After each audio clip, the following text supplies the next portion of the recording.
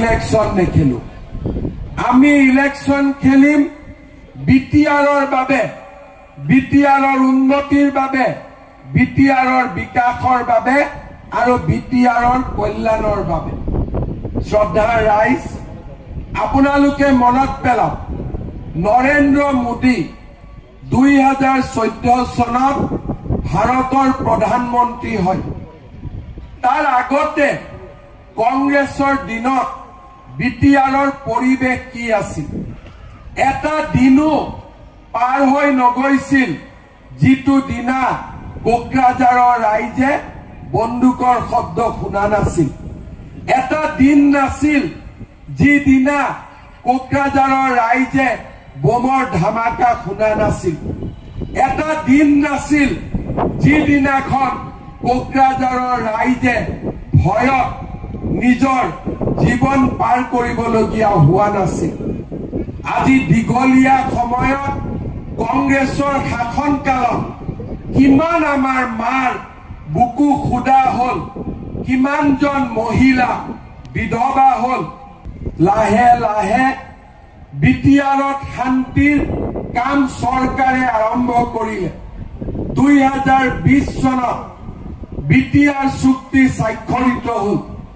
Covid আহিলে 21ত মই অসমৰ মুখ্যমন্ত্ৰী হলো মুখ্যমন্ত্ৰী হোৱাৰ পিছত মই যেতিয়া নৰেন্দ্ৰ মোদী ডাঙৰীয়া আৰু অমিত শাহ ডাঙৰীয়াক সাক্ষাৎ কৰিব গৈছিলো দুইগৰাকীয়ে মোক কৈছিল যে বড়োলেণ্ডত শান্তি হ'ব লাগে বড়োলেণ্ডত বন্দুকৰ শব্দ আৰু শুনিব নালাগে মই আজি গৌৰৱ কৰিব পাৰো 4 বছৰ 4 মাহ অসমৰ মুখ্যমন্ত্ৰী হিচাপে মই পাৰ কৰিলো আৰু এই 4 বছৰত আমি এবাৰৰ বাবেও বড়োলেণ্ডত বন্দুকৰ শব্দ শুনা নাই বোমৰ ধামাকা শুনা নাই আজি বড়োলেণ্ড শান্তিৰ এক নতুন স্বৰ্গভূমিলৈ ৰূপান্তৰিত হৈছে বড়োলেণ্ডৰ মানুহে কি বিচাৰিছিলে যে এখন দিল্লীত চৰকাৰ আহক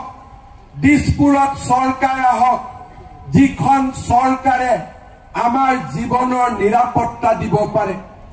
যিখন চৰকাৰে আমাক সকলোকে মিলা মিছাৰে ৰাখিব পাৰে যিখন চৰকাৰে বড়োলেণ্ডবাসী একতাৰ মহামন্ত্ৰৰে আজি একেলগে সমন্বয়ৰ সাঁকো নিৰ্মাণ কৰিব পাৰে আপোনালোকে মনত পেলাব মই 200 বাৰতকৈও বেছি বড়োলেণ্ডলৈ আহিছো যাতে আমাৰ বড়োলেণ্ডৰ সুৰক্ষা বড়োলেণ্ডৰ প্ৰগতি আমি নিশ্চিত কৰিব পাৰো আজি আমি সকলোৰে লগত কথা পাতিছো এনডিএফি লৰাই বন্দুক জমা দিছে আপসুৱে